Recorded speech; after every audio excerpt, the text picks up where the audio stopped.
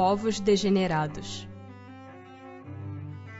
Mostra-nos a história que muitos povos, depois de abalos que os revolveram profundamente, recaíram na barbárie.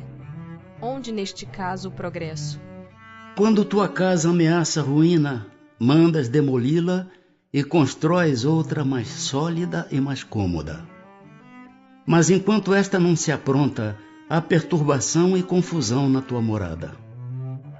Compreende mais o seguinte: eras pobre e habitavas um casebre. Tornando-te rico, deixaste-o para habitar um palácio. Então um pobre diabo, como eras antes, vem tomar o lugar que ocupavas e fica muito contente, porque estava sem ter onde se abrigar. Pois bem, aprende que os espíritos que encarnados constituem o povo degenerado não são os que o constituíam ao tempo do seu esplendor. Os de então, tendo-se adiantado, passaram-se para habitações mais perfeitas e progrediram, enquanto os outros, menos adiantados, tomaram um lugar que ficara vago e que também a seu turno terão um dia que deixar.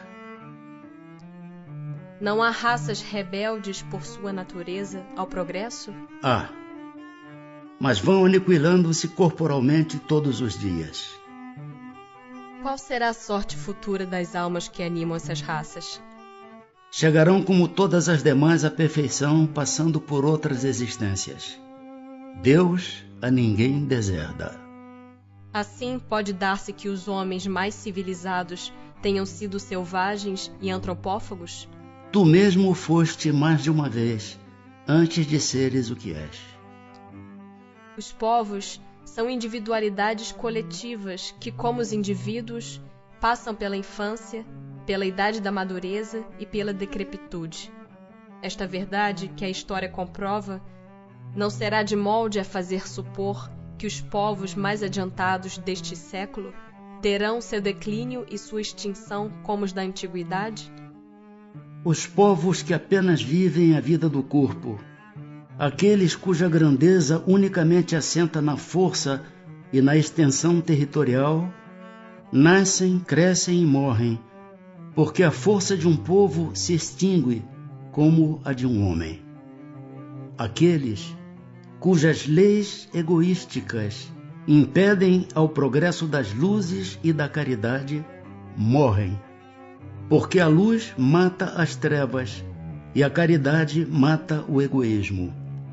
Mas para os povos, como para os indivíduos, há a vida da alma. Aqueles cujas leis se harmonizam com as leis eternas do Criador, viverão e servirão de farol aos outros povos. O progresso fará que todos os povos da Terra se achem um dia reunidos, formando uma só nação? Uma nação única não. Seria impossível, visto que da diversidade dos climas se originam costumes e necessidades diferentes que constituem as nacionalidades, tornando indispensáveis sempre leis apropriadas a esses costumes e necessidades. A caridade, porém, desconhece latitudes e não distingue a cor dos homens. Quando por toda parte a lei de Deus servir de base à lei humana, os povos praticarão entre si a caridade como os indivíduos. Então, viverão felizes e em paz, porque nenhum cuidará de causar dano ao seu vizinho, nem de viver às expensas dele. Civilização. É um progresso a civilização? Ou, como o entendem alguns filósofos, uma decadência da humanidade? Progresso incompleto. O homem não passa subitamente da infância à madureza. Será racional condenar-se à civilização? Condenai antes os que dela abusam, e não a obra de Deus. Apurar-se-á algum dia a civilização, de modo a fazer que desapareçam os males que haja produzido? Sim, quando o moral estiver tão desenvolvido quanto a inteligência. O fruto não pode surgir antes da flor. Por que não efetua a civilização imediatamente todo o bem que poderia produzir? Porque os homens ainda não estão aptos nem dispostos a alcançá-lo. Não será também porque, criando novas necessidades, suscita paixões novas? É. E ainda porque não progridem simultaneamente todas as faculdades do espírito. Tempo é preciso para tudo. De uma civilização incompleta não podeis esperar frutos perfeitos. Por que indícios se pode reconhecer uma civilização completa? Reconhecê-la-eis pelo desenvolvimento moral. Credes que estáis muito adiantados, porque tendes feito grandes descobertas e obtido maravilhosas invenções, porque vos alojais e vestis melhor do que os selvagens. Todavia não tereis verdadeiramente o direito de dizer-vos civilizados, senão quando de vossa sociedade houverdes banido os vícios que a desonram e quando viverdes como irmãos, praticando a caridade cristã. Até então sereis apenas povos esclarecidos, que hão percorrido a primeira fase da civilização. Progresso da legislação humana. Poderia a sociedade reger-se unicamente pelas leis naturais, sem o concurso das leis humanas? Poderia, se todos as compreendessem bem. Se os homens as quisessem praticar, elas bastariam. A sociedade, porém, tem suas exigências. São-lhe necessárias leis especiais. Qual a causa da instabilidade das leis humanas? Nas épocas de barbárie, são os mais fortes que fazem as leis, e eles as fizeram para si. À proporção que os homens foram compreendendo melhor a justiça, indispensável se tornou a modificação delas. Quanto mais se aproximam da verdadeira justiça, tanto menos instáveis são as leis humanas, isto é, tanto mais estáveis se vão tornando conforme vão sendo feitas para todos e se identificam com a lei natural. No estado atual da sociedade, a severidade das leis penais não constitui uma necessidade? Uma sociedade depravada certamente precisa de leis severas. Infelizmente, essas leis mais se destinam a punir o mal depois de feito do que a lhe secar a fonte. Só a educação poderá reformar os homens, que então não precisarão mais de leis tão rigorosas. Como poderá o homem ser levado a reformar suas leis? Isso ocorre naturalmente pela força mesma das coisas e da influência das pessoas que o guiam na senda do progresso. Muitas ele já reformou, e muitas outras reformará. Espera. Influência do Espiritismo no progresso. O Espiritismo se tornará crença comum ou ficará sendo partilhado como crença apenas por algumas pessoas? Certamente que se tornará crença geral e marcará nova era na história da humanidade, porque está na natureza e chegou o tempo em que ocupará lugar entre os conhecimentos humanos. Terá, no entanto, que sustentar grandes lutas, mais contra o interesse do que contra a convicção. Porque não há como dissimular a existência de pessoas interessadas em combatê-lo, umas por amor próprio, outras por causas inteiramente materiais. Porém, como virão a ficar isolados, seus contraditores se sentirão forçados a pensar como os demais, sob pena de se tornarem ridículos. De que maneira pode o Espiritismo contribuir para o progresso? Destruindo o materialismo, que é uma das chagas da sociedade, ele faz que os homens compreendam onde se encontram seus verdadeiros interesses. Deixando a vida futura de estar velada pela dúvida, o homem perceberá melhor que, por meio do presente, lhe é dado preparar o seu futuro. Abolindo os prejuízos de seitas, castas e cores, ensina aos homens a grande solidariedade que os há de unir como irmãos. Não será de temer que o espiritismo não consiga triunfar da negligência dos homens e do seu apego às coisas materiais? Conhece bem poucos homens que imagine que uma causa qualquer os possa transformar como que por encanto. As ideias só pouco a pouco se modificam conforme os indivíduos. E preciso é que algumas gerações passem para que se apaguem totalmente os vestígios dos velhos hábitos. A transformação, pois, somente com o tempo, gradual e progressivamente se pode operar. Para cada geração, uma parte do véu se dissipa. O Espiritismo vem rasgá-lo de alto a baixo. Entretanto, conseguisse ele unicamente corrigir num homem um único defeito que fosse, e já o haveria forçado a dar um passo. Ter-lhe-ia feito só com isso grande bem, pois esse primeiro passo lhe facilitará os outros. Por que não ensinaram os espíritos em todos os tempos o que ensinam hoje? Não ensinais às crianças o que ensinais aos adultos, e não dais ao recém-nascido um alimento que ele não possa digerir. Cada coisa tem seu tempo. Eles ensinaram muitas coisas que os homens não compreenderam ou adulteraram, mas que podem compreender agora. Com seus ensinos, embora incompletos, prepararam o terreno para receber a semente que vai frutificar.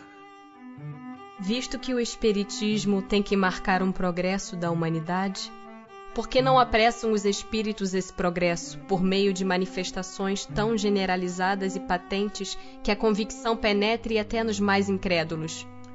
Desejarias milagres, mas Deus os espalha a mãos cheias diante dos vossos passos.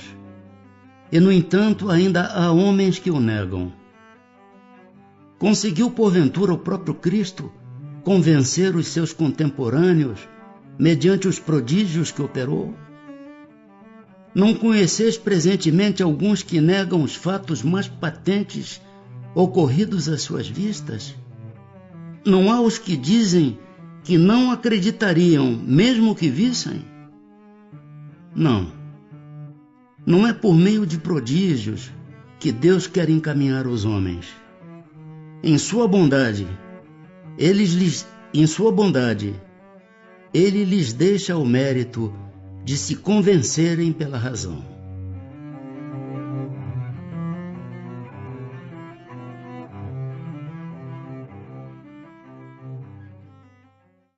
Capítulo 9 da Lei de Igualdade.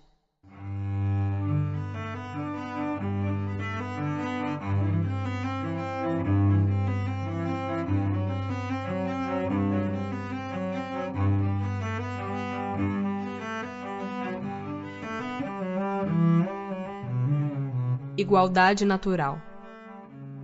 Perante Deus, são iguais todos os homens? Sim. Todos tendem para o mesmo fim, e Deus fez suas leis para todos.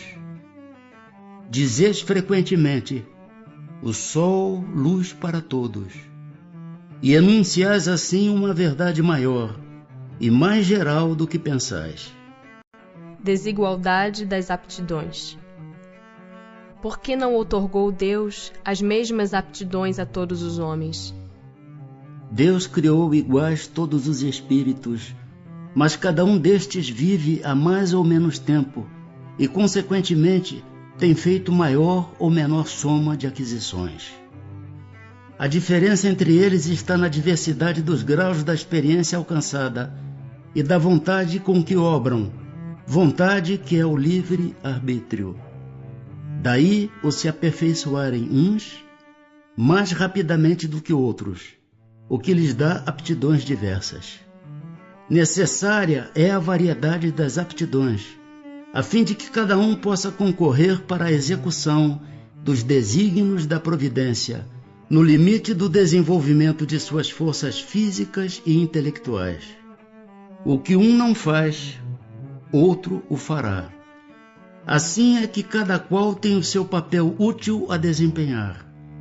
Demais, Sendo solidários entre si todos os mundos, necessário se torna que os habitantes dos mundos superiores, que na sua maioria foram criados antes do vosso, venham habitá-lo, para vos dar o exemplo. Passando de um mundo superior a outro inferior, conserva o espírito integralmente as faculdades adquiridas? Sim, já temos dito que o espírito que progrediu não retrocede.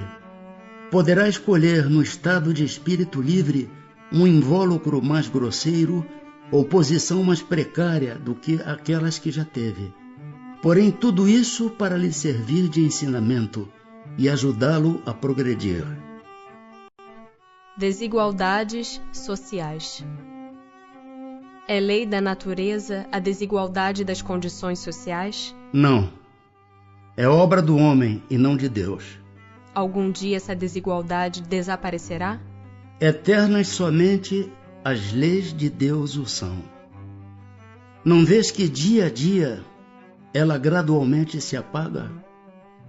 Desaparecerá quando o egoísmo e o orgulho deixarem de predominar. Restará apenas a desigualdade do merecimento. Dia virá em que os membros da grande família dos filhos de Deus deixarão de considerar-se como de sangue mais ou menos puro. Só o espírito é mais ou menos puro, e isso não depende da posição social. Que se deve pensar dos que abusam da superioridade de suas posições sociais para em proveito próprio oprimir os fracos? Merecem censura. Ai deles! Serão a seu turno oprimidos. Renascerão numa existência em que terão de sofrer tudo o que tiverem feito sofrer aos outros. Desigualdade das riquezas. A desigualdade das riquezas não se originará da das faculdades, em virtude da qual uns dispõem de mais meios de adquirir bens do que outros? Sim e não. Da velhacaria e do roubo. Que dizes? Mas a riqueza herdada, essa não é fruto de paixões mais. Que sabes a esse respeito?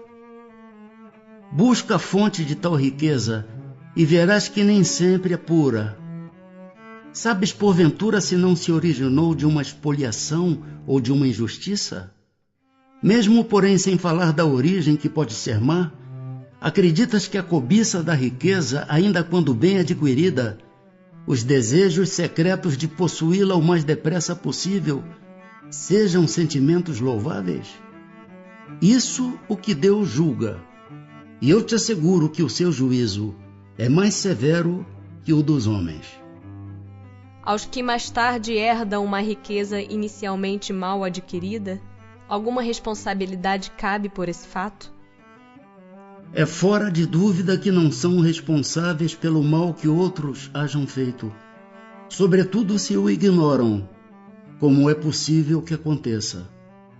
Mas fica sabendo que muitas vezes a riqueza só vem ter as mãos de um homem para lhe proporcionar ensejo de reparar uma injustiça. Feliz dele, se assim o compreende.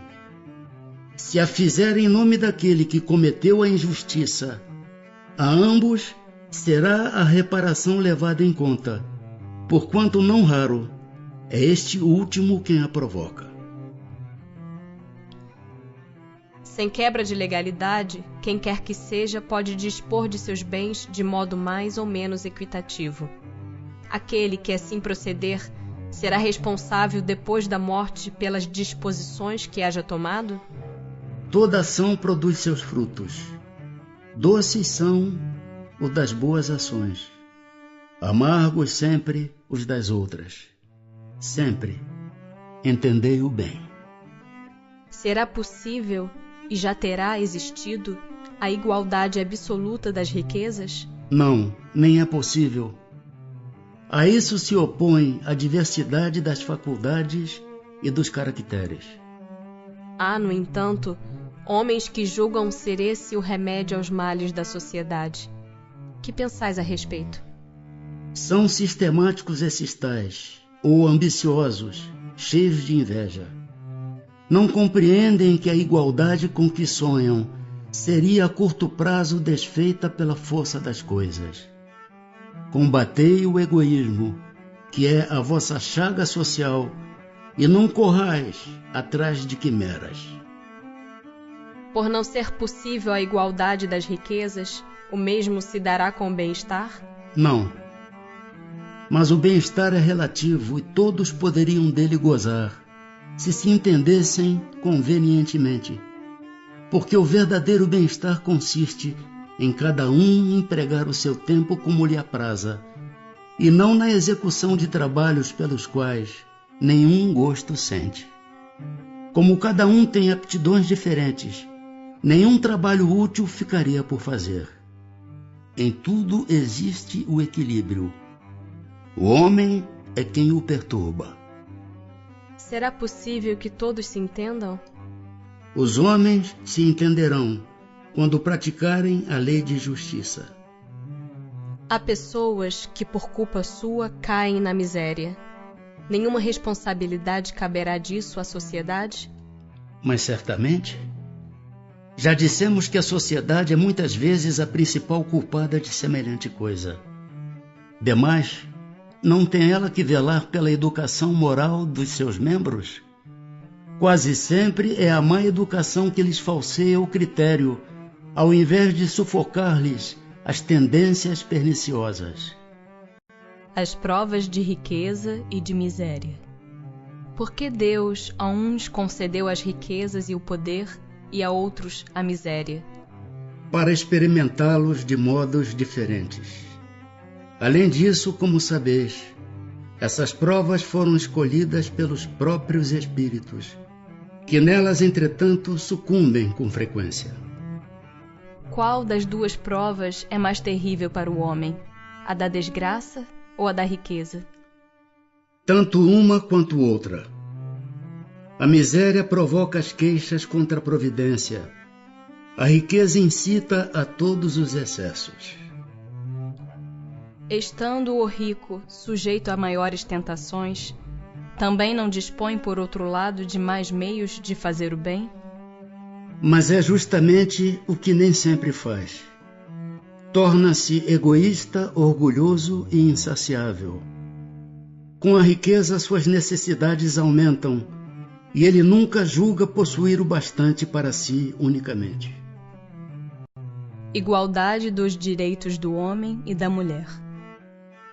São iguais perante Deus o homem e a mulher e têm os mesmos direitos? Não outorgou Deus a ambos a inteligência do bem e do mal e a faculdade de progredir?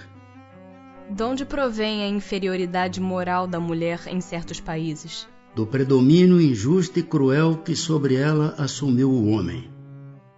É resultado das instituições sociais e do abuso da força sobre a fraqueza. Entre homens moralmente pouco adiantados, a força faz o direito. Com que fim, mais fraca fisicamente do que o homem, é a mulher? Para lhe determinar funções especiais. Ao homem, por ser o mais forte, os trabalhos rudes. À mulher, os trabalhos leves. A ambos o dever de se ajudarem mutuamente a suportar as provas de uma vida cheia de amargor. A fraqueza física da mulher não a coloca naturalmente sob a dependência do homem? Deus a uns deu a força para protegerem o fraco e não para o escravizarem. As funções a que a mulher é destinada pela natureza terão importância tão grande quanto as deferidas ao homem? Sim, maior até. É ela quem lhe dá as primeiras noções da vida. Sendo iguais perante a lei de Deus, devem os homens ser iguais também perante as leis humanas? O primeiro princípio de justiça é este: não façais aos outros o que não quererias que vos fizessem. Assim sendo, uma legislação, para ser perfeitamente justa, deve consagrar a igualdade dos direitos do homem e da mulher? Dos direitos, sim. Das funções, não. preciso é que cada um esteja no lugar que lhe compete. Ocupe-se do exterior o homem e do interior a mulher, cada um de acordo com a sua aptidão. A lei humana, para ser equitativa, deve consagrar a igualdade dos direitos do homem e da mulher. Todo privilégio a um ou a outro concedido é contrário à justiça. A emancipação da mulher acompanha o progresso da civilização. Sua escravização marcha de par com a barbárie. Os sexos, além disso, só existem na organização física. Visto que os espíritos podem encarnar num e noutro, sob esse aspecto, nenhuma diferença há entre eles. Devem, por consequência, gozar dos mesmos direitos. Igualdade perante o túmulo. Donde nasce o desejo que o homem sente de perpetuar sua memória por meio de monumentos fúnebres? Último ato de orgulho. Mas a suntuosidade dos monumentos fúnebres não é antes devida mais das vezes aos parentes do defunto, que lhe querem honrar a memória do que ao próprio defunto? Orgulho dos parentes, desejosos de se glorificarem a si mesmos. Oh, sim, nem sempre é pelo morto que se fazem todas essas demonstrações. Elas são feitas por amor próprio e para o mundo, bem como por ostentação de riqueza. Supões, porventura, que a lembrança de um ser querido dure menos no coração do pobre, que não lhe pode colocar sobre o túmulo senão uma singela flor? Supões que o mármore salva do esquecimento aquele que na terra foi inútil? Reprovais, então, de modo absoluto a pompa dos funerais? Não. Quando se tenha em vista honrar a memória de um homem de bem, é justo e de bom exemplo.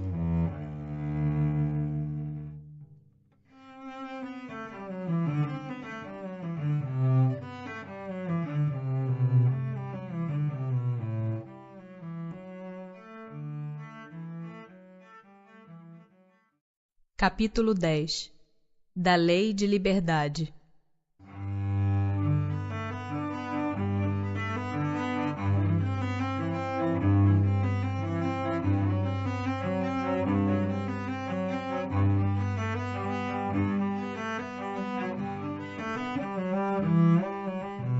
Liberdade natural.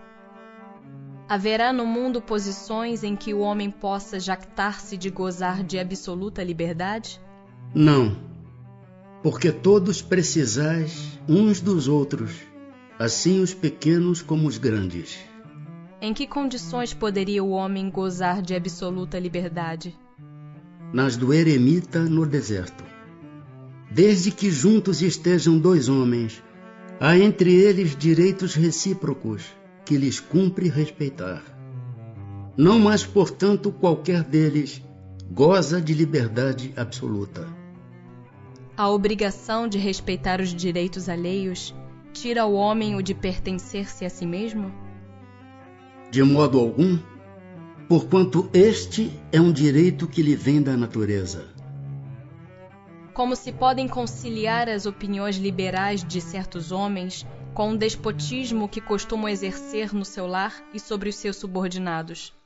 Eles têm a compreensão da lei natural, mas contrabalançada pelo orgulho e pelo egoísmo.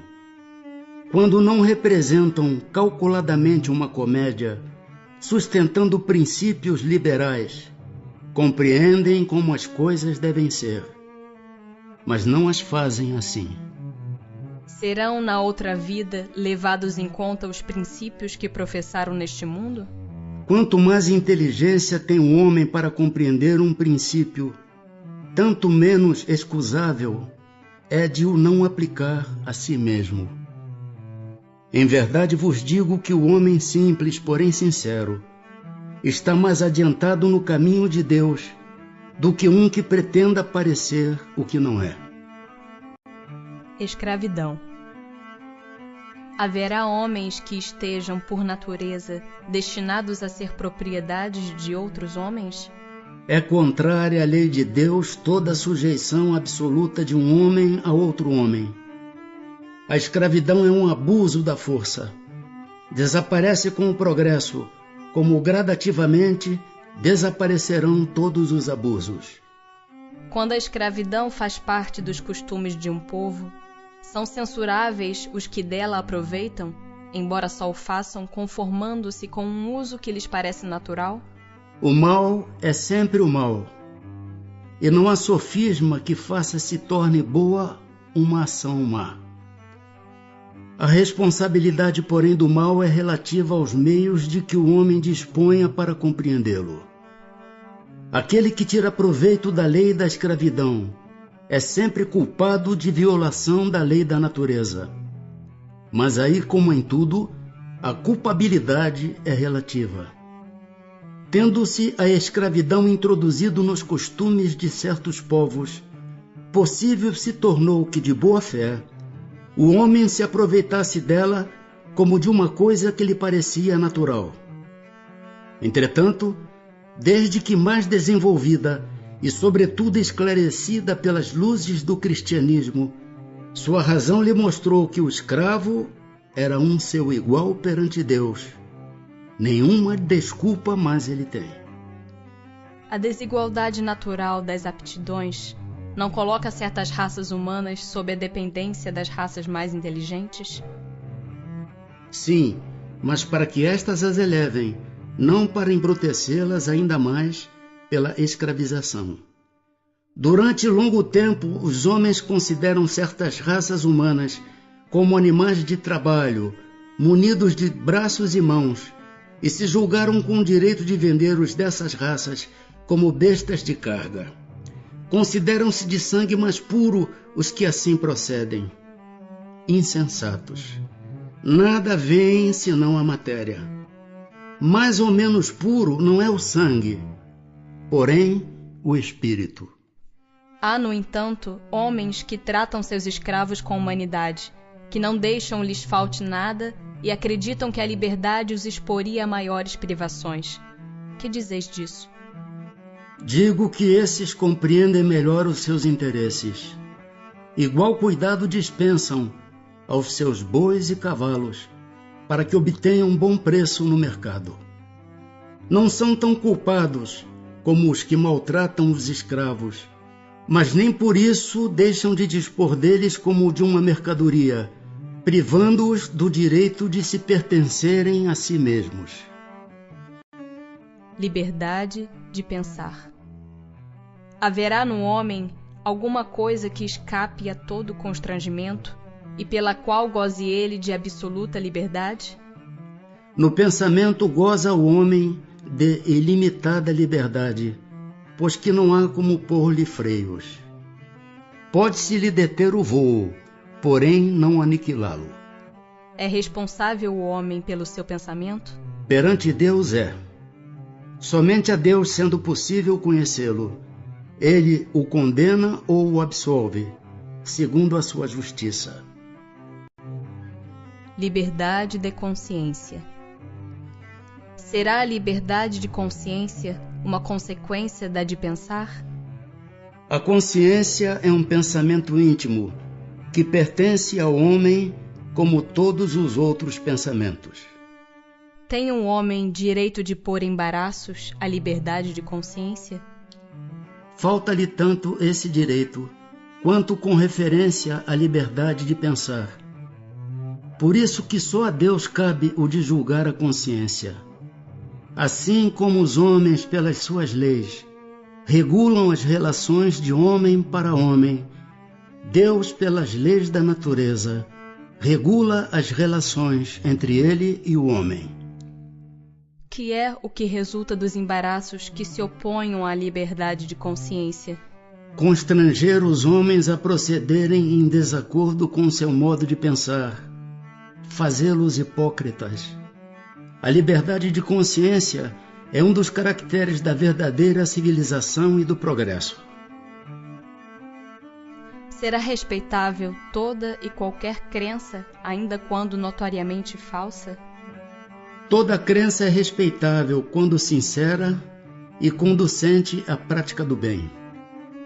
Condenáveis são as crenças que conduzam ao mal. Será repreensível aquele que escandalize com a sua crença um outro que não pensa como ele?